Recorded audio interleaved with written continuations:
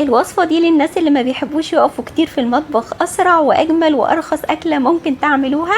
انا متأكدة بعد ما هتشوفوا الفيديو هتقوموا تعملوها فورا، لان مكوناتها تقريبا موجودة في كل البيوت. يلا يا ست الكل قومي بقى، ملكيش حجة.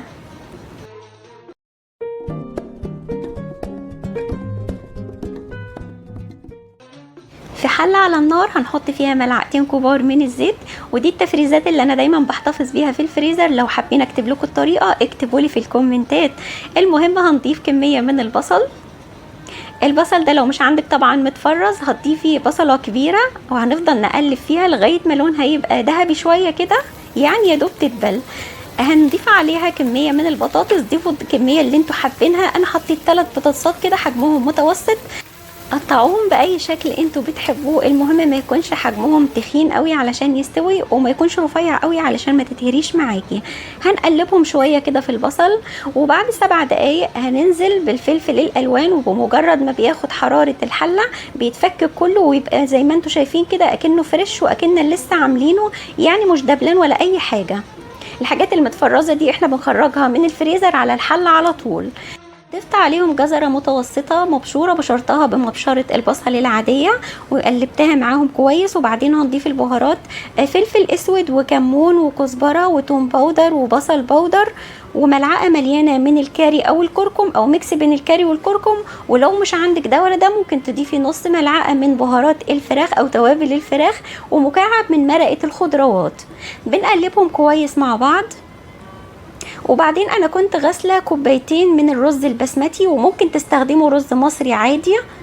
اختاروا الرز البسمتي تكون الحبه بتاعته اللي هي لونها ذهبي وطويله، لان الحبه القصيره البيضه بتكون فيها نسبه النشا اكتر، فممكن تعجن. وكمان يعني الناس اللي بيعملوا دايت او كده، الرز البسمتي اللي لونه ذهبي بيكون صحي اكتر.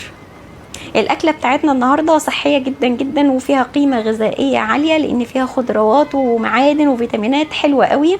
ضفت ورقتين لورا وملعقه ملح ونص ملعقه سكر، وما تكتروش الملح لان احنا حاطين كده كده مكعب مرقه. وكمان ضفت 4 كوبايات من الميه المغليه. ما تضيفوش ميه بارده من الحنفيه، لازم الميه تكون مغليه. يعني طالما عندك اكله سخنه على النار يفضل انت لما تزودي لها ميه تكون الميه مغليه.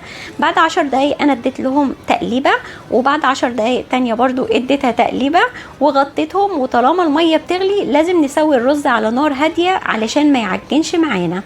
شايفين بقى خلاص استوى، البطاطس مستويه خالص وكويسه ماسكه نفسها يعني مش مكسره. والرز زي ما انتم شايفين بقى مش محتاج اي تعليق، الرزايه بتلمع وحبايه حبايه. لو عايزين طريقه المخلل ده المخلل اللي بيتقدم في المطاعم السوريه اكتبوا لي في الكومنتات وعنيا ليكم. كده طبعنا بقى جاهز. الف صحتين وهنا على قلبكم. عايزه اعرف رايكم في الكومنتات، عجبتكم اكله النهارده ولا لا؟ وايه رايكم في الفيديوهات السريعه دي؟ كنت مبسوطه قوي معاكم النهارده، وباذن الله هنتقابل تاني بكره في وصفه جديده على مطبخكم، مطبخ ناهد فاروق.